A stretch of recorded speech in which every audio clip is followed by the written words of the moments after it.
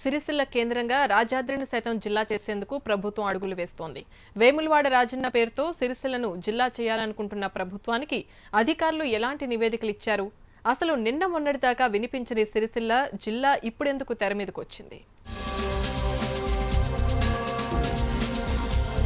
తెలంగాణ రాష్ట్ర విభజన తరువాత జిల్లాల విభజన ఎప్పుడెప్పుడు జరుగుతుందా అని చాలా మంది ఎదురుచూస్తున్నారు. తెలంగాణలోని 10 జిల్లాల నుంచి మరో 13 ప్రాంతాలను జిల్లాలుగా మార్చాలనే అంశం రాష్ట్రం ఏర్పడక ముందు నుంచే ప్రచారంలో ఉంది.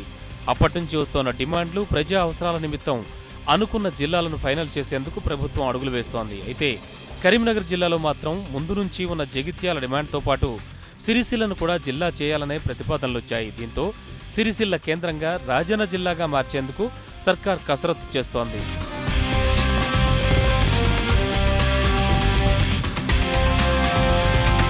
ఇప్పటికే 2 సార్లు కలెక్టర్లతో సమీక్ష నిర్వహించిన సీఎం కేసీఆర్ ఈ విషయంలో పలు ప్రతిపాదనలు కూడా కలెక్టర్ నీతూకుమారి ప్రసాద్కు వివరించారు. అయితే మొదటి నుంచి జగిత్యాలను జిల్లాగా మారుస్తారన్న వార్తలకు అనుగుణంగా ఎవరిని ఎందులో కలుపుతారోనని అంతా ఎదురుచూశారు. వేములవాడను కరీంనగర్ జిల్లాలోనే ఉండనిస్తారా లేక జగిత్యాలలో కలిపేస్తారోనని భావించారు. అయితే సిరిసిల్ల జిల్లా కేంద్రం చేస్తున్నారన్న సమాచారంతో కొన్ని ప్రాంతాల్లో ఆందోళనలు, మరికొన్ని ప్రాంతాల్లో ఆనందాలు వ్యక్తమవుతున్నాయి.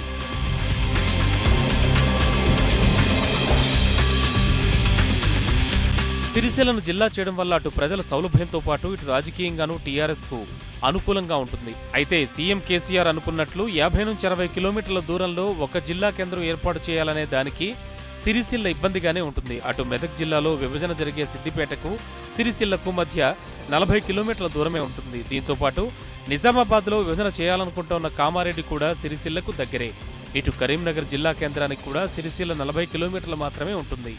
ఈ నేపథ్యంలో అక్కడ ప్రజల నుంచి వ్యతిరేకత వ్యక్తం కావడంతో జిల్లాలోని ఎమ్మెల్యేలు, అధికారులతో మంత్రి ఈటెల రాజేందర్ సమీక్ష నిర్వహించారు. ఎక్కడెక్కడ ఇబ్బందులు ఎదురవుతున్నాయనే అంశాలపై చర్చించారు.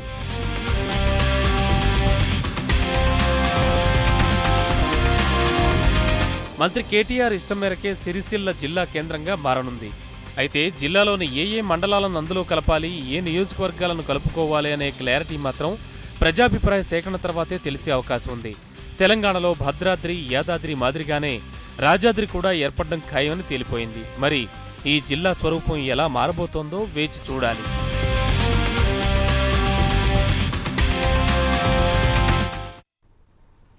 తెలంగాణలో ఇంజనీరింగ్